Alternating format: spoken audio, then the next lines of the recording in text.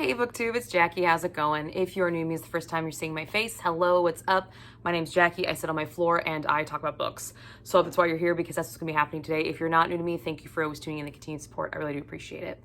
So today for you, I have my weekly wrap up. This is week 8, and this encompasses dates from February 19th through February 25th and all my reading shenanigans in between. So I don't have a lot to talk about, but what I do have to talk about, I'm really excited about, and I'm ready to vent about. So, without further ado, grab yourself a drink, have yourself a seat, let's get talking some books. Okay, so I completed one book this week, almost finished a second one, started a third one, and DNF'd one.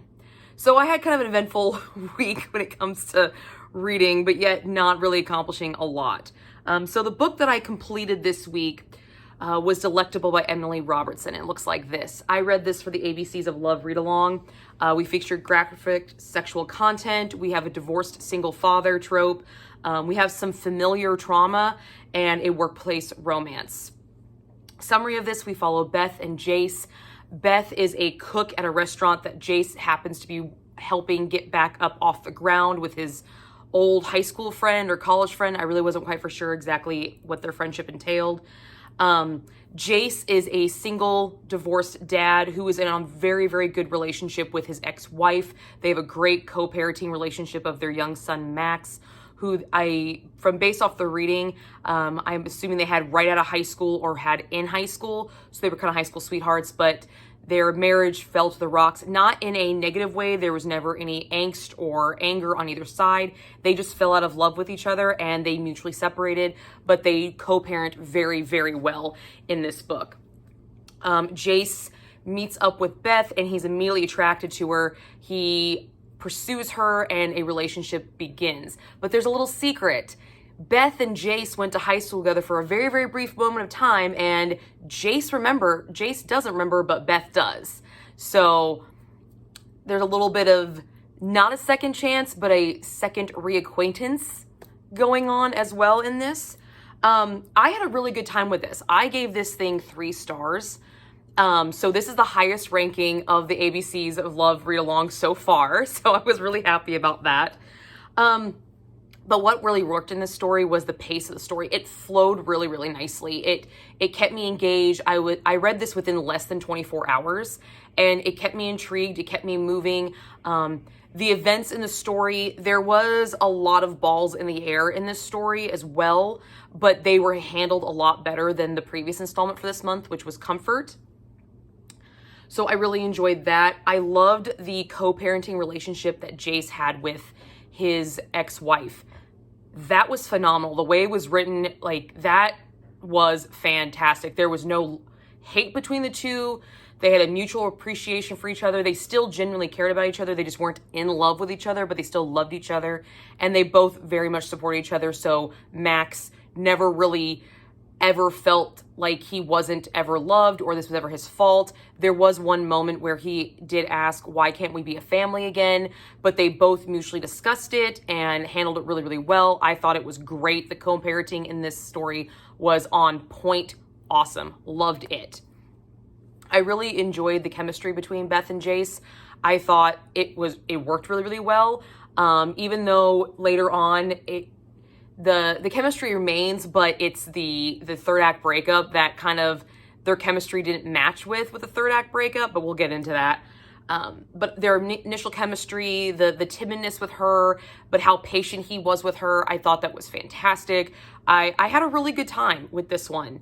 It gave me this really just feel good kind of feel, and that was something I was not expecting from this book, and that's one reason why it got 3 stars for me, is the feeling that it left with me.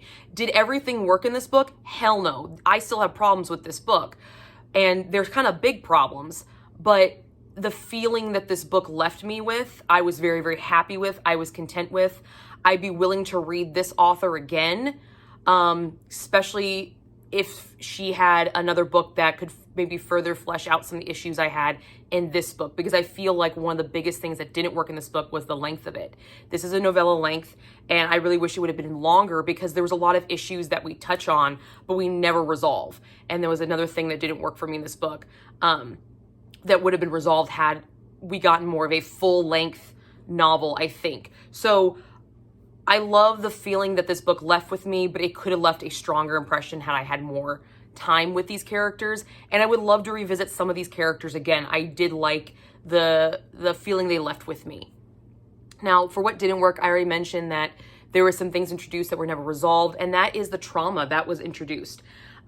There is sexual trauma in this book, but we never find out exactly what it is or how it resolves. It's just, I mean, there's a scene where there's about to be some hot and heavy action, and she freaks the fuck out and then is found in a closet in the fetal position. So you're thinking, okay, some serious stuff has happened. We're going to get some backstory. We're going to get some, healing. And they have one conversation, and then she's like, okay, I'm ready to have sex now. Her sexual trauma was someone saying she was bad at sex. What? Oh, okay. All right. Cool. All right. And some inappropriate, touching that never went anything further than that from what I got from the book. Not to say that being told that you're bad at sex is not going to hurt somebody, because that could be very hurtful to somebody, but it's somebody's opinion. And yes, that was her first sexual encounter, but if it was that traumatic to you that you were in the fetal position in a closet in the dark, you're not going to be okay after like 10-minute conversation to just wham, bam, thank you, ma'am, let's have some sex and let's get it going. It doesn't heal that fast. So that trauma was never really acknowledged and really worked through. And that bothered me. The actions for a lot of the trauma that was introduced in the story did not match what the trauma was, if that makes any sense. Because we also have trauma on Jace's perspective, where it sort of matched up with him, but not to the degree that it was. He has a very big issue with lying. He does not like liars, which I can totally relate with. I can 100% relate with that. But the degree that he went off about what he perceived to be a lie by omission was completely unwarranted and completely past the point, which leads to my next point of what didn't work was the third act breakup. The third act breakup is based off of a lie of omission.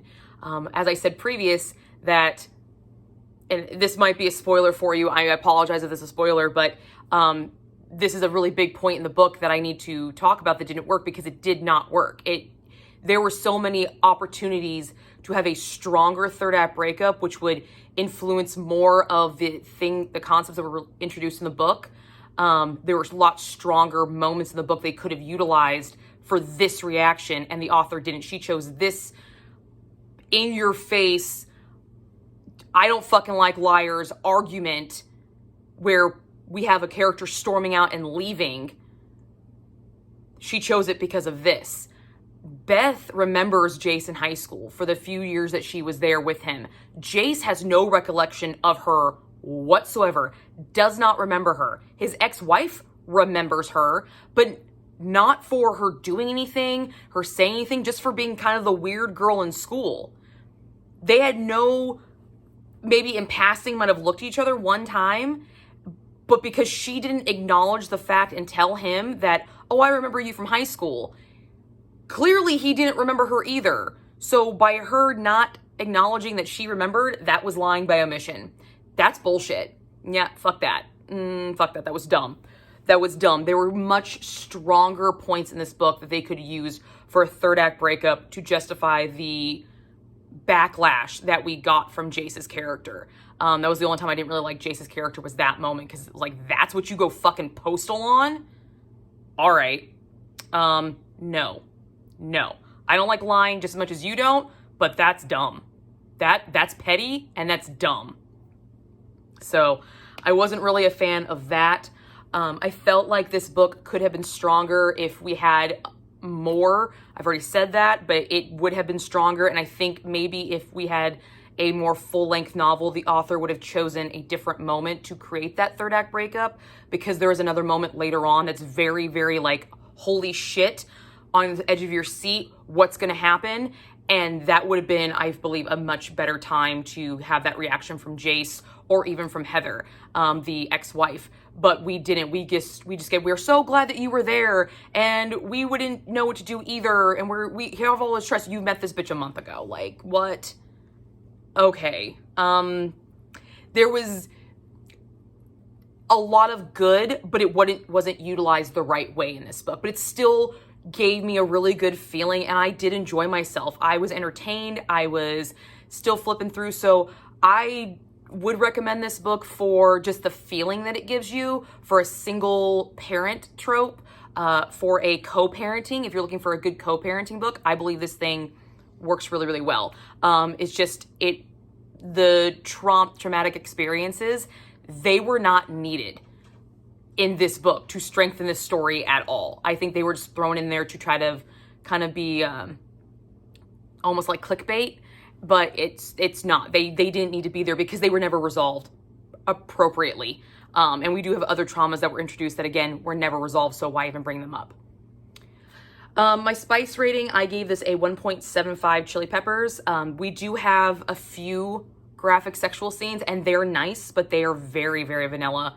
Very vanilla. But one thing I want to mention about these sex scenes is that we do have a single dad, okay? We have a single dad who's very busy with his job, and when he's not at work, he's spending time with his son.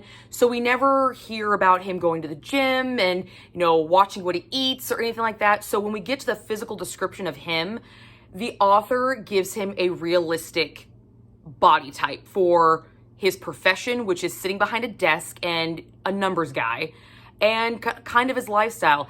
Does he still look sort of fit? Yes, we get kind of a fit description, but we don't get like this Greek god thing that I've gotten in single dad books before. We get the dad bod. And I really appreciated that because that is more realistic to me. And I feel in contemporary, some realism is always appreciated.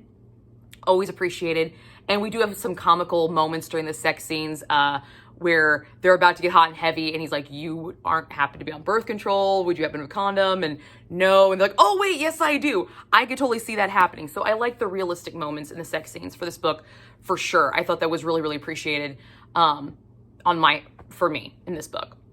So 3 stars. I would recommend this if you're looking for something quick, easy, keep you entertained, but please be advised that the trauma that's introduced doesn't really ever get resolved. So if you have any triggers, we do have trauma for religious upbringing, we have sexualized trauma, and we have some familial family trauma as well, but it doesn't ever really get resolved. So just be warned going into it. All right, so that's the only book I actually completed this week, guys. Only one. But the next book that I tried to complete today before I filmed this, I was trying to get it to completed, but I just, life gets in the way and I had stuff to do, was The Bride of the Corpse King, which is my pick for this month to have a book review done. So you will get a full book review on this one by Emily Shore. I am fucking loving this. This is great. I'm having a good time with it. There's a lot of, even though I'm loving it, I do have some issues with it. So I'm going to be excited to talk about in that review. But this is definitely a unique take on Hades and Persephone. I really enjoy the homage that's paid to the original myth of Hades and Persephone, but yet Emily Shore has taken her own spin on it, for sure. And yet there's another layer of it, because it's almost like we have the Corpse King and we have Isla, but we also have the god of death that inhabits the Corpse King, that she's like wooing both of them, and she's kind of falling in love with both of them, but yet they're both vying over her, and then there's this other twist going on, and there's a lot of political intrigue, there's a lot of sexual intrigue, there's a lot of heat, there's a lot of steam. We do have a few sex scenes which are very unique because he is a corpse king, so he's like half like human and like half skeletal, and only the skeletal side seems to get any fucking love right now, which I think is really twisted and dark and weird and awesome in a very twisted, dark, weird way.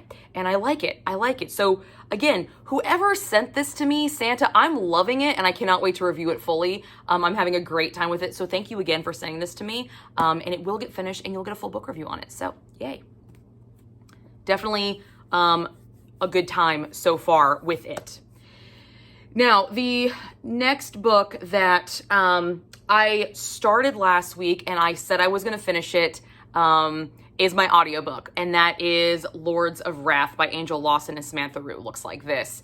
Okay. So if you watch my last weekly wrap up, I said literally, quote unquote, I don't know why I picked this up, but something told me maybe I should just read this.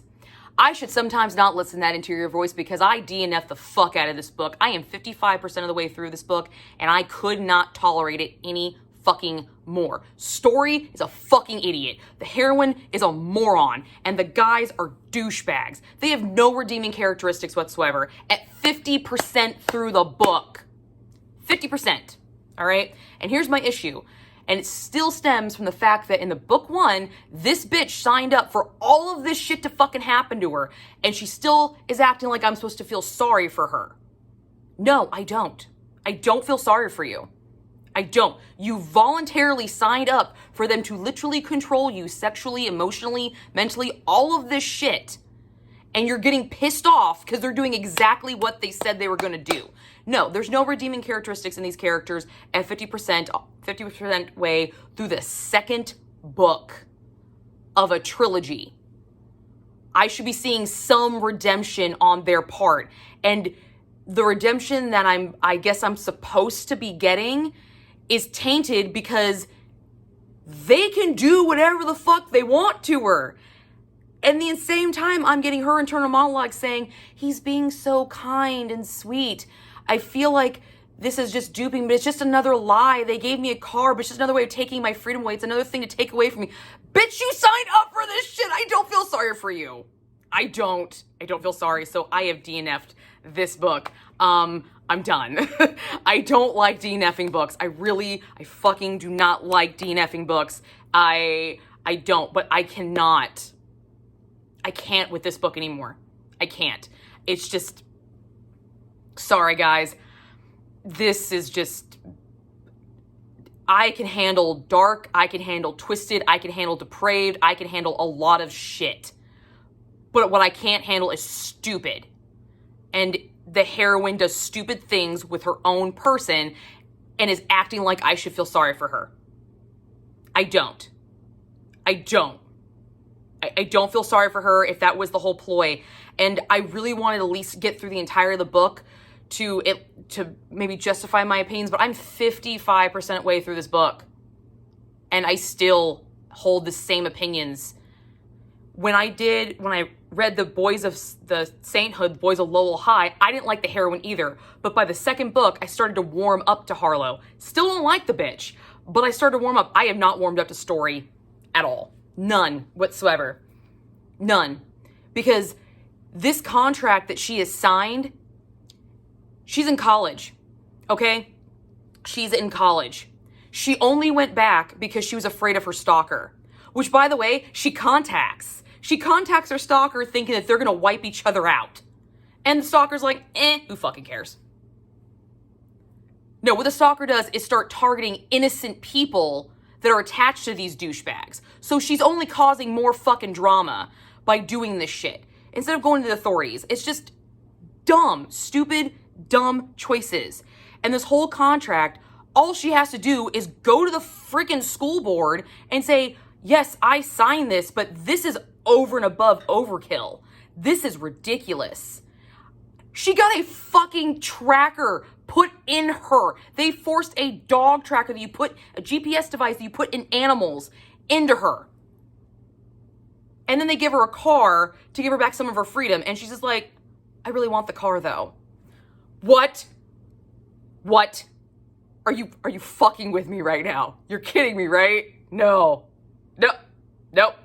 Can't do it. Can't do it. Nope. I'm done. I lost it at that point. The tracker was the last straw. The last straw for me. I was like, no, at that point, you could go to authorities, like seriously. Or if you really don't want it, go to the hospital and have them fucking remove it. Like, come on. What? No. Jump the shark for this one. Jump the shark. But with that being said, the sex scenes that I have gotten, dope as fuck. The sex scenes I need to get to, really, really good. These bitches can write a sex scene. Yes, Yes, they can. We do feature what I got to. We feature somnophilia, dubious consent, sexual assault, and exhibitionism. That is what I got to. And very graphic in all of those areas. Now, sex scenes, great. Right now, at standing, I give this a 3 chili pepper on the spice rating. So if you're looking for smut, this is a great series for the smut because the smut scenes in these books are fantastic and they have dark triggers. So if you like that, it's cool. But plot level, I'm done. I at 50%, this thing is sitting at a 1. At 55%. A 1. And I can't anymore. I can't. The audiobook, what I got through, done really well. Bridget Bordeaux and Jake Bordeaux do this audiobook. They also did the first installment. They did fantastic. They work really well together. I would have liked at least 3 different voices for the guys because yes, we get a different voice, but it's not really that much different. We have this kind of gusto tone laced through all of them, and it's just kind of annoying.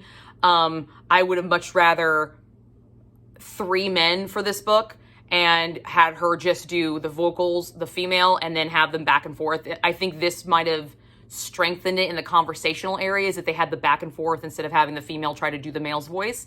I think that would have been better. But for what I got, it was really, really good. The audiobook was done. So if you like reverse harems or white shoes, this is a series you might enjoy, but I couldn't get behind the heroine. I couldn't. And that's the person that I feel like I'm supposed to relate to because I'm the chick. And I didn't. I felt she was dumb, she was naive, and she made really stupid choices with her person. And I just can't. Like, no. Absolutely not. So I had to DNF this one. Had to. So I have a DNF for the year, guys, already. But it killed me to do it because fucking another great ass fucking cover. I love these covers. I do. This series has got gorgeous covers with this skull motif and this, fucking gorgeous. But God, the interior of it does not sit well with me. So, yeah. Tough cookies. But enough of that one. Now, something I'm really, really excited to talk about. So many of you, if you've been following me, know that I have been an alpha reader for Erin Gresham and her book, Second Chances.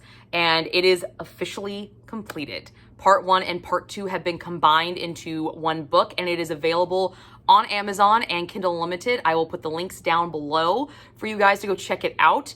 I'm very, very happy part of this project, and I talked to Erin and she said that I could mention this. I am listed as the contributing editor on this book, especially in Part 1, because there was a few scenes that Erin wasn't experienced in, and I was. So I helped her create and work within those scenes. Some of the spicier elements, I actually helped contribute immensely to those scenes.